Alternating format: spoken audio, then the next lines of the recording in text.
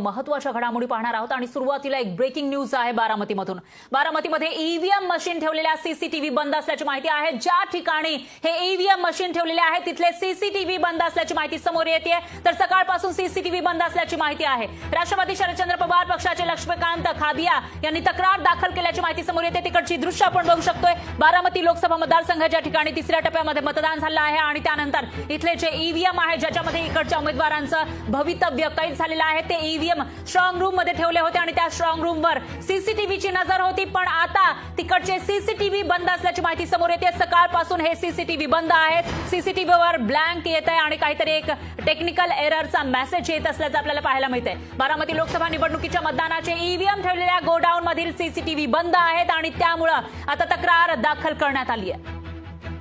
तर या विषयात माहितीसाठी आपले प्रतिनिधी अमोल धर्माधिकारी आपल्यासोबत जोडले गेले आहेत। अमोल, काय सांगाल बारामतीमधील ईव्हीएम मशीन ज्याच्यामध्ये इथल्या उमेदवारांचं भवितव्य कैद आहे आणि मतदारांनी आपला कौल दिलेला आहे तिथे नजर ठेवणारे सीसीटीव्ही बंद असल्याचं कळतंय, काय अपडेट्स आहेत?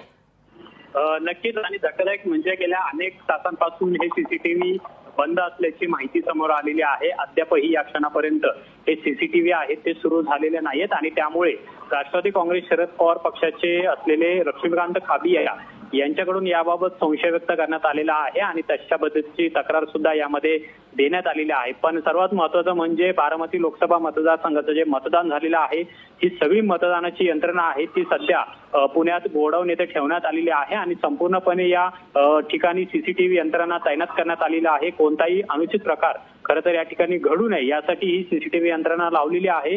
पण ही सीसीटीव्ही यंत्रणा कशा पद्धतीने फोल ठरलेली आहे हे आपल्याला या माध्यमातून पाहायला मिळते, कारण की अनेक तासांपासून सीसीटीव्हीची यंत्रणा आहे ती बंद झालेली आहे आणि त्यामुळे कोणताही गैरप्रकार होणार नाही याची शाश्वती आता निवडणूक आयोग किंवा प्रशासन देणार का हा सुद्धा प्रश्न आहे। पण या निमित्तानं शरद पवार गटाकडून मोठा आक्षेप घेण्यात आलेला आहे आणि जी यंत्रणा बंद पडलेली आहे ती तातडीनं सुरू करावी अशा पद्धतीची मागणी सुद्धा करण्यात आलेली आहे। निश्चितच अमोल, धन्यवाद।